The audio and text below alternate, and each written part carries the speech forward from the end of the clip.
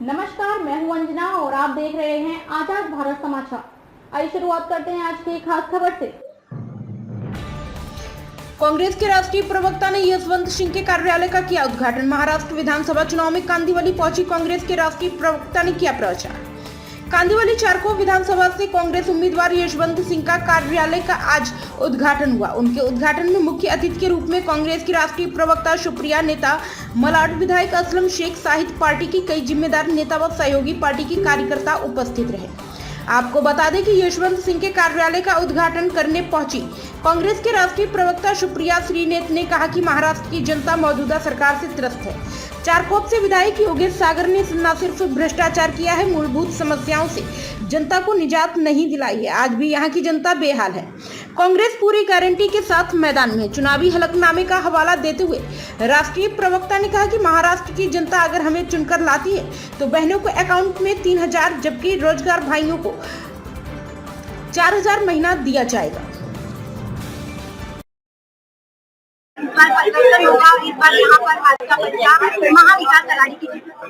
सबसे पहले तो जो हमारे कैंडिडेट हैं यहाँ के, वो युवा हैं, प्रतिष्ठित हैं, पढ़े लिखे हैं और जरूर कुछ भला सोच रहे हैं। यहाँ पर कांदिवली में जो उद्योगों का दोहन हुआ है, जिस तरह से सैकड़ों एकड़ जमीन हड़पने की कोशिश की जा रही है, 300 से ज्यादा यूनिट को बंद करने की कोशिश की जा रही है। मुझे लगता है कि एक पढ़े लिखे व्यक्ति की जो यहाँ का प्रतिनिधित्व कर सके, यहाँ के स्थानीय मुद्दों को समझ सके और आगे बढ़ा सके, उसकी बहुत जरूरत है।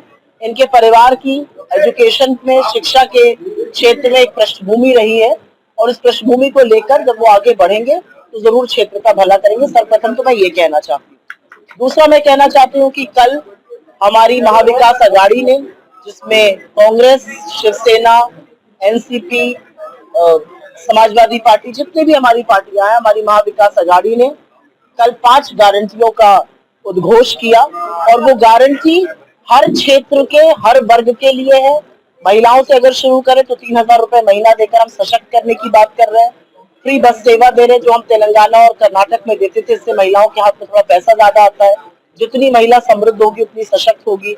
परिवारों पर जब दिक्कतें आती हैं तो बड़े बड़े घर बिक जाते हैं, लोगों के घर तबाह हो जाते हैं। 25 लाख का हेल्थ बीमा जो हमने राजस्थान में करके दिखाया, हम वो करने जा रहे हैं। हम यहाँ पर किसानों का कर्जा माफी करेंगे, 3 लाख तक के किसानों की कर्जा माफी होगी। उसके अतिरिक्त हम युवाओं को हम एक बेरोजगारी भत्ता जब तक उनको मिल नहीं जाता है 4000 रुपए प्रति महीना देने जा रहे हैं। और एक बहुत बड़ा मुद्दा जो कि महाराष्ट्र में जरूरी है उस पर बात करना, क्योंकि महाराष्ट्र चेतना का, महाराष्ट्र रिफॉर्म का, महाराष्ट्र सर्वजन का बहुत बड़ा क्षेत्र रहा है।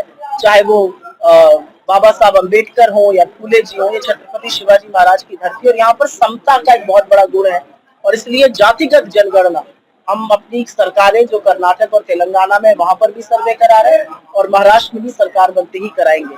हम यहाँ पर मोहब्बत का पैगाम लेके आए हैं, प्यार की बात करते हैं, लोगों को जोड़ने की बात करते हैं। महाविकास अघाड़ी लोगों को प्राथमिकता देती है। हमारे सामने वाले जो हैं वो आपसी कलह से जूझ रहे हैं, भ्रष्टाचार से जूझ रहे हैं और जिन व्यक्तियों की नाक के नीचे छत्रपति शिवाजी महाराज की मूर्ति खंडित हो गई, उसका बदला महाराष्ट्र जरूर लेगा। लोग लगातार जनसंपर्क कर रहे हैं, लोगों से उनकी समस्याएं समझ रहे हैं और जनता यहाँ पर परेशान हो गई है। अब यहाँ के पूर्व विधायक से पूछ रही है कि यहाँ पर रीडेवलपमेंट का काम क्यों नहीं हुआ। उनसे पूछा जा रहा है कि यहाँ पर colleges, medical colleges, school, engineering colleges और ये सब क्यों नहीं लाए गए। उसी के साथ में जनता उनसे सवाल करने लगी है कि जब आपने 15 साल में ये सब काम नहीं किया है तो फिर आगे चल के हम आपको अब आपका बहिष्कार करते हैं और नया हमारे बीच में नया आमदार हम चुनकर लाने वाले हैं। ये जो एसआरए का मुद्दा है उसमें बिल्डरों के साथ में साठगांठ करना, दलाली का काम करना और जिन बिल्डरों के साथ उनके टाइप्स हैं उनको ही बिल्डिंग बना करने देना और बाकी के लोगों को 15-15 वर्षों से आप जाके देखिए यहाँ पर जनता 15-15 वर्षों से उनको न तो घर मिला है न तो उनको भाड़ा मिला है। बहुत बड़ी चुनौती है। चारकोप विधानसभा का जो दोहन किया गया है उससे पूरी की पूरी जनता त्रस्त हो चुकी है। उसी के साथ में यहाँ पे इंडस्ट्रियल एस्टेट अपने आप में यहाँ पर हब है। इंडस्ट्रियल एस्टेट में 350 यूनिट्स हैं।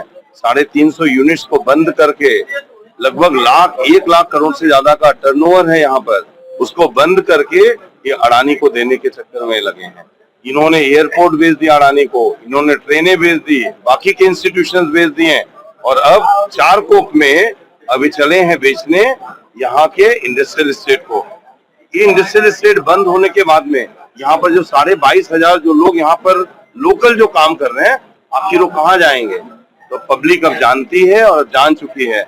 इस बार परिवर्तन होगा और आपके बीच में 23 नवंबर को जो रिजल्ट आएगा, महाविकास आघाड़ी की गवर्नमेंट बनेगी और उस गवर्नमेंट के फॉर्मेशन में आप देखिएगा बहुत सारे अमेंडमेंट की जरूरत है, क्योंकि इन्होंने जिस दिन आचार संहिता लगनी थी उसके एक दिन पहले ही इन्होंने इस जीआर को भी एक दिन पहले ही लाया गया है। इंडस्ट्रियल एस्टेट को हम पूरी तरह से नस्तनाबूद कर देंगे। इनकी मानसिकता ही खराब है, ये पेशेवर चोर है, इन्होंने चिन्ह को चुरा लिया। ये केवल और केवल दलालगिरी कर सकते हैं, दूसरा कोई काम नहीं कर सकते हैं। यहाँ की पब्लिक इसको अब समझ चुकी है और परिवर्तन निश्चित है। 24 तारीख को हम यहाँ पर महाविकास आघाड़ी की गवर्नमेंट बना रहे हैं और उस गवर्नमेंट फॉर्मेशन के बाद आप विकास की गति देखिएगा पूरे महाराष्ट्र में और पूरे मुंबई में एक अलग ही विकास की गति आपको दिखाई देगी। खबरों में अब तक के लिए बस इतना ही, फिर होगी आपसे मुलाकात ऐसी एक खास खबर के साथ। तब तक के लिए नमस्कार और देखते रहिए आजाद भारत समाचार।